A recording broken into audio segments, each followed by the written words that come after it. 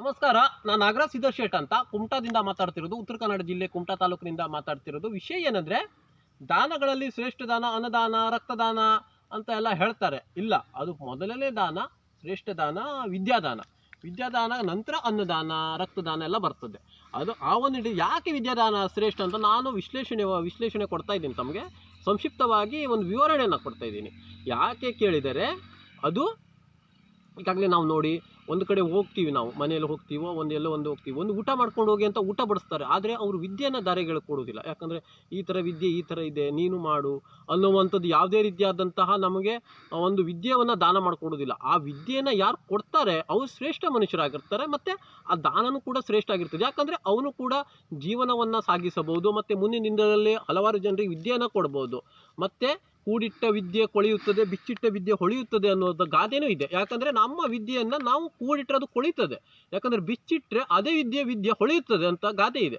ಅದಕ್ಕಾಗಿ ಕೆಲವೊಂದು ಜನ ಏನು ಸೆಲ್ಫಿಶ್ ಜನ ಇರ್ತಾರೆ, ತಾವೊಂದು ಇವ್ರಿಗೆ ವಿದ್ಯೆ ಕೊಟ್ಟರೆ ನಮಗೆ ಆ ಮಾರ್ಕೆಟಿಂಗ್ ಇರೋದಿಲ್ಲ, ನಾವು ಬೀಳ್ತೀವಿ ಅನ್ನೋವಂಥದ್ದು ಅವ್ರಿಗೆ ಭಾವನೆಯಿಂದ ಎಲ್ಲ ವಿದ್ಯಾದಾನ ಕೊಡೋದಿಲ್ಲ. ಯಾಕಂದರೆ ಒಂದು ಊಟ ಮಾಡ್ಕೊಂಡು ಹೋಗಪ್ಪ ಅಂತೀವಿ, ಎಷ್ಟು ದಿನ ಸಾಕಾಗ್ತದೆ? ಒಂದು ದಿನ ಸಾಕು, ಒಂದು ವಾರ ಸಾಕು, ತಿಂಗಳು ಸಾಕಾಗ್ಬೋದು. ಅವರು ಲೈಫ್ ಲಾಂಗ್ ಸಿಗುವಂಥ ಊಟವನ್ನು ಕೊಡೋದು ಅವ್ರು ಕೊಡೋದಿಲ್ಲ. ಯಾಕಂದರೆ ವಿದ್ಯಾದಾನ ಮಾಡಿದರೆ ನಾವು ಜೀವನ ಪರ್ಯಂತ ಊಟ ಮಾಡ್ಬೋದು, ಮತ್ತು 4 ಜನರ ಊಟನ ನಾವು ಬಡಿಸುವಂಗೆ ಆಗ್ಬೋದು. ಆ ಒಂದು ನಿಟ್ಟಿನಲ್ಲಿ ದಾನಗಳಲ್ಲಿ ಶ್ರೇಷ್ಠ ದಾನ ವಿದ್ಯಾದಾನ ಅಂತ ಹೇಳ್ತಾರೆ. ಅದಕ್ಕಾಗಿ ಈಗ ನೋಡಿ, ನಮ್ಮ ಮಹಾಭಾರತದಲ್ಲಾದರೂ ಕೂಡ ಯಾರು ದ್ರೋಣಾಚಾರ್ಯನಿಗೆ ಏಕಲವ್ಯ ಒಂದು ಉಗ್ರನ್ನ ಇದನ್ನು ಕಟ್ ಮಾಡ್ಕೊಡ್ತಾನೆ, ಬಟ್ಟನ್ನು ಕಟ್ ಮಾಡ್ಕೊಡ್ತಾನನ್ನ, ಬೆರಳನ್ನು ಕಟ್ ಮಾಡ್ಕೊಡ್ತಾನೆ. ಯಾಕೆ? ಆತ ವಿದ್ಯೆಯನ್ನು ದರಿಗೆಳೆದಿರ್ತಾನೆ. ಅದಕ್ಕಾಗಿ ತಾನು ಅವನಿಗೆ ಗುರು ಅಂತ ಸ್ವೀಕಾರ ಮಾಡ್ತಾನೆ ಆತ. ಆ ಒಂದು ನಿಟ್ಟಿನಲ್ಲಿ ದಾನಗಳಲ್ಲಿ ಶ್ರೇಷ್ಠ ದಾನ ವಿದ್ಯಾದಾನ. ಅವ್ರಿಗೆ ಕೆಲವೊಂದು ಜನರಿಗೆ ಅವ್ರಿಗೆ ಅನುಕೂಲಕ್ಕೆ ತಕ್ಕಂತೆ ಮಿಸ್ಗೈಡ್ ಮಾಡ್ತಾರೆ. ಯಾಕಂದರೆ ಅನ್ನದಾನ ನಂತರ ಬರ್ತದೆ.